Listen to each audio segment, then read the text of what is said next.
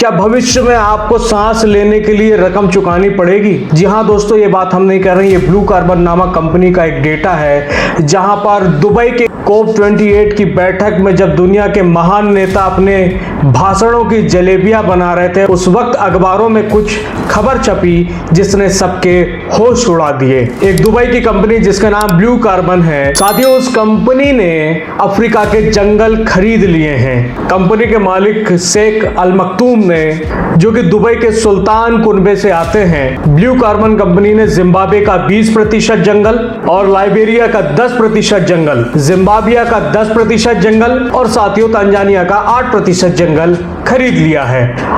अब इस जंगल खरीदने के पीछे क्या मकसद था, जानेंगे इस विशेष खबर में। ये 4 अफ्रीकी देश का जो जंगल अमीरात देशों ने खरीदा है, ये पूरे यूके के क्षेत्रफल के बराबर है। इसके पहले अक्टूबर में भी केन्या का जंगल शेख अल मखतूम ने खरीदा था।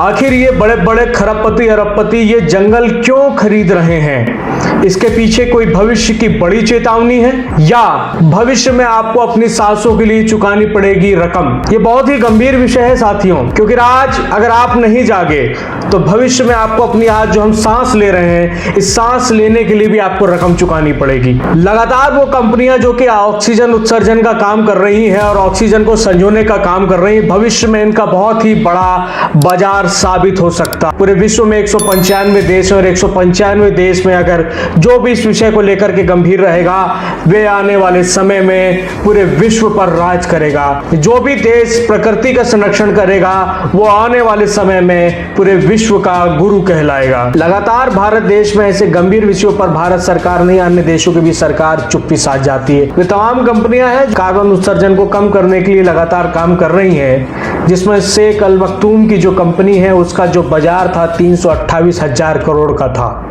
साथियों के आप जानते हैं वर्ष 2022 में कार्बन क्रेडिट का बाजार 332 अरब डॉलर का था और ये लगातार सालाना 31% की दर से लगातार बढ़ते जा रहा है, जो कि वर्ष 2028 तक 1.6 मिलियन अरब डॉलर का हो जाएगा। भविष्य में सांसों के लिए रकम चुकानी पड़ेगी।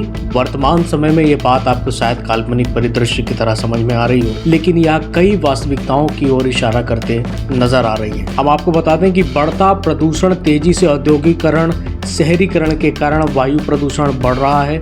शहरों में हवा की गुणवत्ता खराब हो रही है, जिससे कि सांस लेना मुश्किल हो रहा है। कुछ स्थानों पर लोगों को पहले से ही साफ हवा के लिए भुगतना पड़ता दिखाई दे रहा है, जिसका उदाहरण हमारे भारतवर्ष के अंदर दिल्ली जैसी राजधानी, जहां आप खुले में ठीक से सांस भी नहीं ले पाते हैं, जहां पर प्रदूषण का लेवल इतना बढ़ चुका है। जैसे जैसे जनसंख्या बढ़ती है, प्राकृतिक संसाधनों पर दबाव बढ़ता है। भविष्य में साफ पानी, साफ हवा जैसे बुनियादी संसाधनों की कमी हो सकती है। तकनीकी समाधान, भविष्य में साफ हवा उत्पन्न करने के लिए नई तकनीकें विकसित हो सकती हैं। यह संभव है कि इन तकनीकों का उपयोग करने के लिए लोगों को भुगतान करना पड़े, जो कि एक सामाजिक असमानता का भी कारण बन सकता है। यदि सांस लेने के लिए भुगतान करना पड़ता है तो ये सामाजिक असमानता को बढ़ा सकता है। गरीब लोग साफ हवा का खर्च नहीं उठा पाएंगे, जिससे उनके स्वास्थ्य पर नकारात्मक प्रभाव पड़ेगा। यह याद रखना महत्वपूर्ण है कि सिर्फ एक संभावना है, हालांकि हमें पर्यावरण की रक्षा करने और सतत विकास को बढ़ावा देने के महत्व को याद दिलाता है।